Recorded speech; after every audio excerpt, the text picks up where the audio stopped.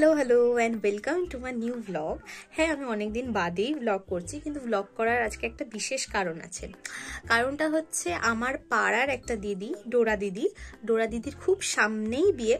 খুব আর সামনে অদ্ভুত বললাম, যাই হোক, সামনেই বিয়ে, খুব তাড়াতাড়ি আর কি বিয়েটা, আর কিছুদিনের মধ্যেই। তো মা আজকে ডোরা দিদিকে আইবুড়ো ভাত খাওয়াবে, তো সেই জন্যই আমি একটু আগে বাজারেও গেছিলাম। বাজার থেকে ফুল, একটুখানি আমি ডেকোরেশন করব, তাই মিষ্টি, আইসক্রিম, আরও যা যা দরকার ছিল সেগুলো সব কিনে এনেছি। দেখাচ্ছি কি কি কিনেছি।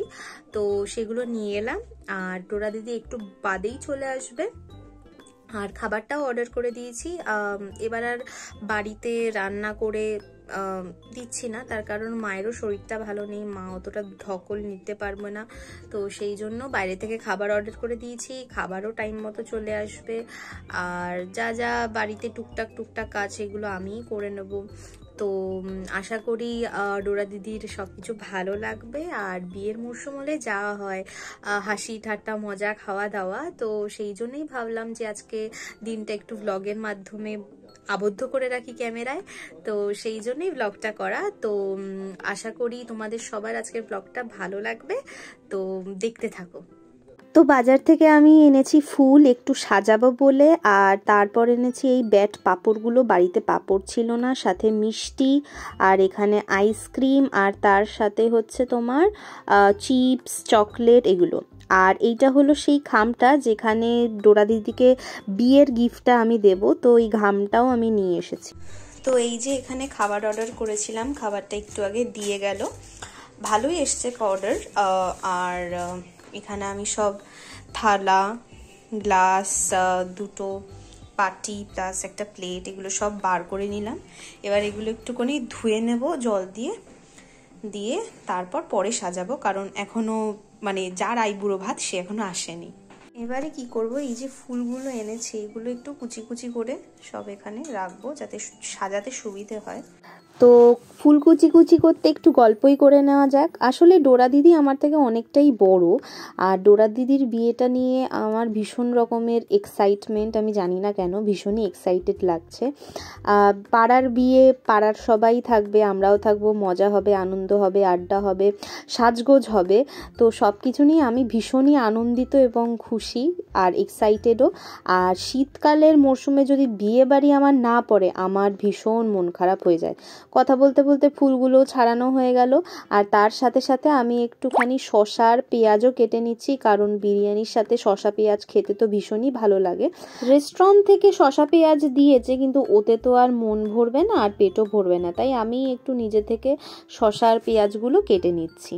তবে কি, শীতকালের বিয়েগুলোতে একটা মুশকিল, সেটা হচ্ছে ভীষণ যদি ঠান্ডা পড়ে তাহলে আবার বেশি ফ্যাশন করা যায় না। হ্যাঁ, অনেকেই করে থাকে, কিন্তু আমি একটু শীত কাতুরে, তো সেই জন্য আমার মাথায় বা গায়ে কিছু না কিছু চাপাতেই হয়, আদারওয়াইজ আমার খুবই ঠান্ডা লেগে যায়। একটু সাজানো হয়ে গেছে, মোটামুটি যেগুলো প্রিপারেশন করা সেগুলো তো হয়ে গেছে। তো আমি ভাবছি একবারে সাজিয়ে রাখি, প্লেটগুলো উল্টে উল্টে সাজিয়ে রাখবো, আর তার সাথে ফুলগুলো সাজিয়ে দেবো।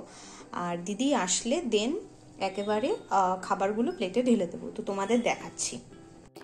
আমার এরকমভাবে সাজিয়ে গুছিয়ে কাউকে খেতে দিতে ভীষণই ভালো লাগে। আমি জানি না কেন, কাউকে খেতে দিতে কিংবা কারোর জন্য কিছু স্পেশাল করতে, এফর্ট দিয়ে কিছু করতে আমার ভীষণই ভালো লাগে।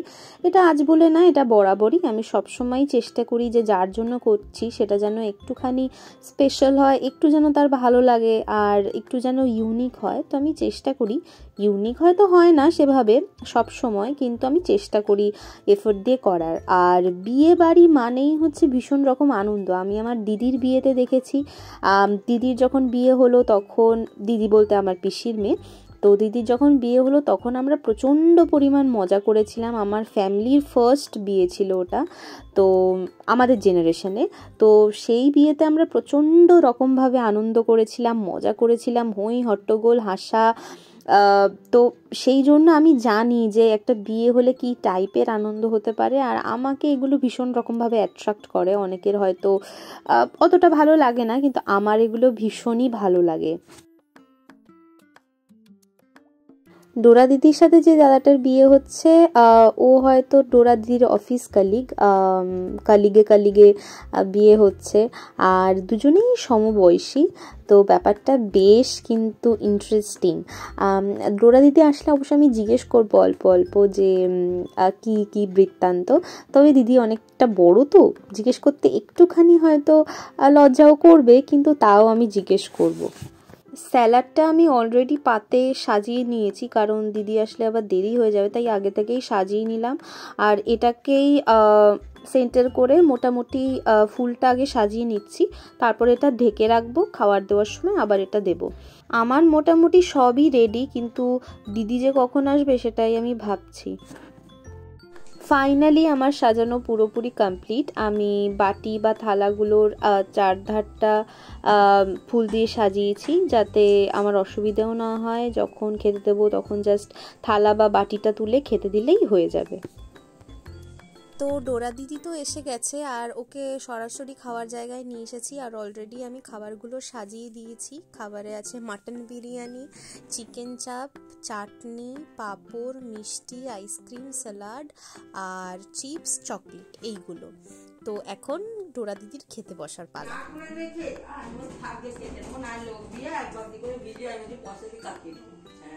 হ্যাঁ হ্যাঁ, আমি ওর পডকাস্ট ওই ইয়েতে দেখি, ওই কি বলে।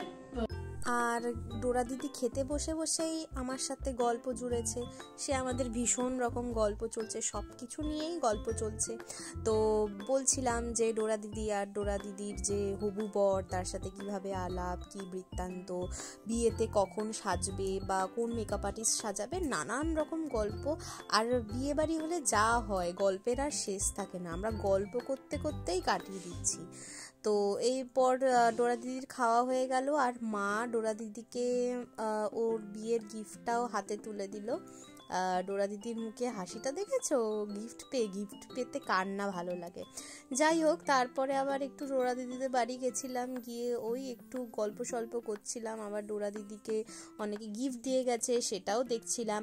একজন গিফটে একটা বেড কভার দিয়ে গেছে, সেটাই দেখলাম, বেশ সুন্দর হয়েছে কিন্তু বেড কভারটা। কালকে আর ব্লগটাকে এন্ড করা হয়নি, আসলে এত গল্পে মশগুল হয়ে গেছিলাম, কিন্তু সব ভালোই মিটে গেছে। আর ডোরা দিদিরও আই গেস ভালোই লেগেছে সব কিছু।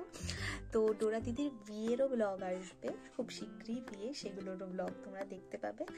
আর আশা করি তোমাদের আজকের ব্লগটা দেখতে ভালো লেগেছে। ভালো লাগলে please like, comment, share and subscribe to my channel.